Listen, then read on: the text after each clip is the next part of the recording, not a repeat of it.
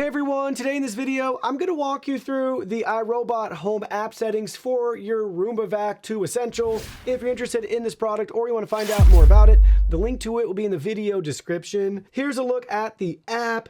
So we have a nice image of our vacuum, charging status and indicator there. We have our favorite section so we can build this out where we want it to vacuum. So you have that option and you can just click your favorites to clean. We can set a schedule, whether that's the day and the time of the week that we want it to clean, as well as we can set do not disturb. So you have both of those options here. So create your cleaning schedule or do not disturb, and you can enable that.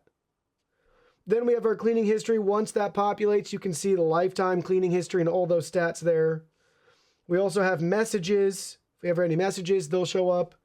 Product health, again, once that can populate, it'll show us when it's time to replace common features like the side brush, the main brush, filters, things like that.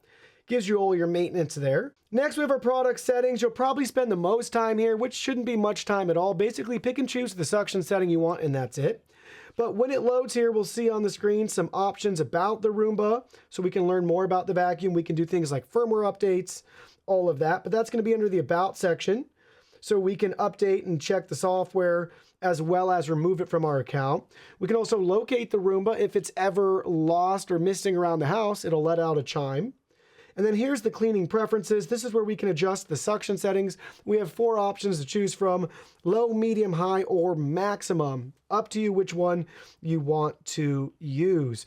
The higher the suction power, the better cleaning results you'll get, but the shorter the runtime with the vacuum. Then we got things like our language options. We can reboot the vacuum here. We can view our Wi-Fi information as well as change our Wi-Fi network. And then lastly, at the bottom, we got the owner's guide and a help section. If you need any additional help or troubleshooting with your vacuum, you can find those resources right there. But a very simple, straightforward app. Not a lot to do on the app. Set a schedule and forget about it. Change your suction preferences and forget about it, and you're all set and ready to go to start cleaning.